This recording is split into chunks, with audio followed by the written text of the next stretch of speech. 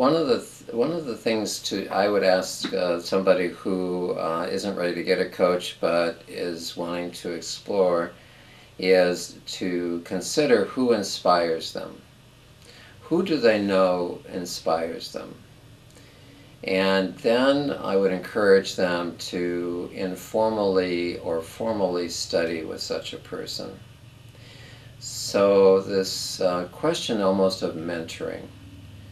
And when I became a lawyer, I was in a small government agency, and we were all young. We were all 20-something-year-olds. And there was a paralegal that came through the door as our paralegal, and she was 40. Well, you could just imagine, we didn't even know what to talk to her about because she was 40 and we were only in our 20s. And she was not a lawyer. And we were very mindful that we were lawyers and she was not. So we sent her to a public meeting. We said, go and determine whether there was a quorum and then what the vote was. So come back with that. Well, after a while she returned to the office, we assembled in the conference room, and she reported both on those 2 points. But before she did, she talked about the mood in the room. She talked about who the leaders were. She talked about how people influenced each other and what was under the agenda that was spoken there. And I was dazzled. I was just dazzled that she could see so much in that room and that she had the ability to describe what actually happened there. And so I decided that I was going to be in some way her mentee.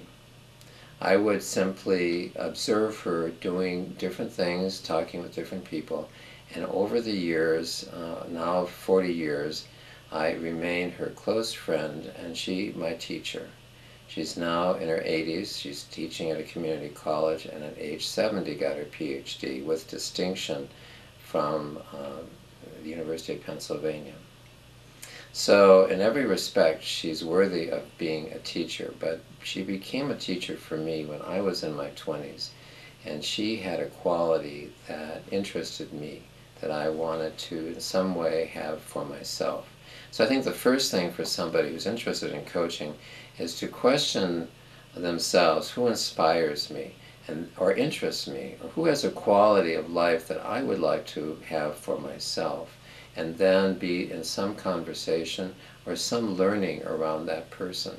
There are also, of course, wonderful resources to read depending upon your interest.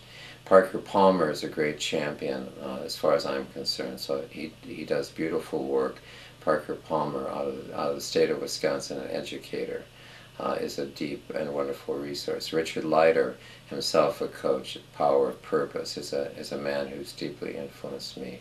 Richard Strozzi Heckler, who integrates the body and the mind and the spirit in leadership work, has deeply informed me. So I encourage people to read those.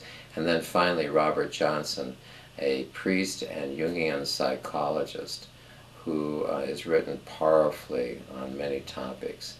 And so my clients often read his work. It goes on, but I think one ought to really be more a student of how do these people affect me, what is stirred when I read this or that, what is stirred in me, to be a student of their own experience more than just reading what somebody else is thinking. In terms of what's going on in this community and across the nation, continuing legal education, I want to speak to you about that for a moment. I have done an annual program for lawyers, focusing initially on resilience and more recently on the integration of the whole person in the professional role as lawyers. And for the first several years, the judges who attended the program received full credit as judges. They received through their accrediting agency full judicial education credit. The lawyers who attended the program received none. Year after year, they would receive none.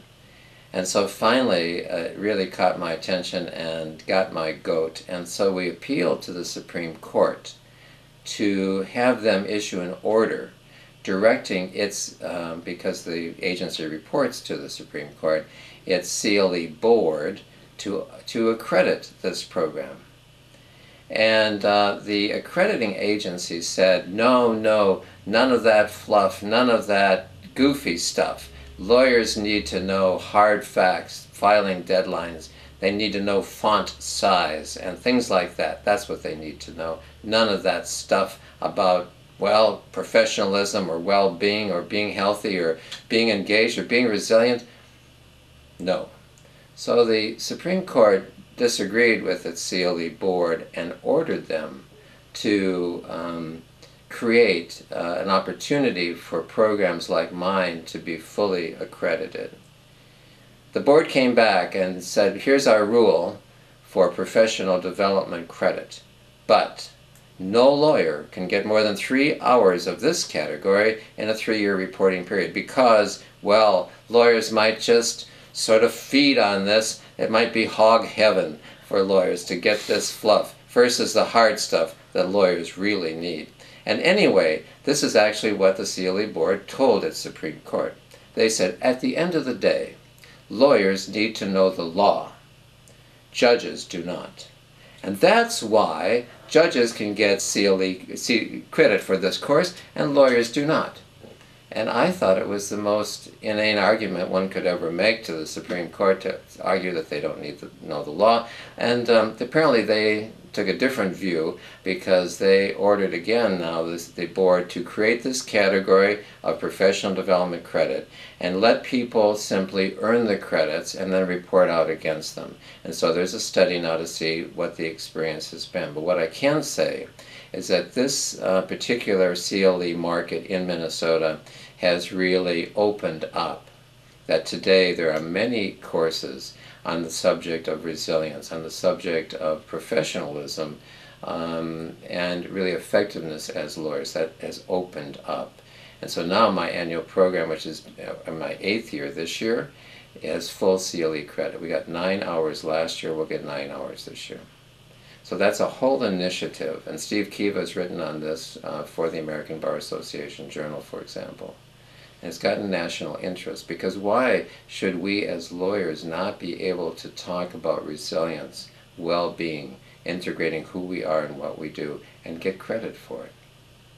So thankfully there's a better rule here in Minnesota today. In the course of the coaching work I do, part of it is for the person to answer as best she can, what am I made for? And those of us who have dogs, and there are many dog people, we know that some dogs just love to dig. Those are the terrier dogs, right? And then there are other dogs who love to run almost at the speed of lightning, and so it goes on and on. These dogs seem to know what they're made for. So that's really a good question. What am I made for? And to live into that answer day by day, year by year, decade by decade, because that understanding will shift over the years. But that's really one of the very big questions that we want to have some sense of comfort with. And one of the writers says that our job is to love the questions, not so much to insist that we have an answer, but that we come to love the questions. And I think that's a worthy pursuit.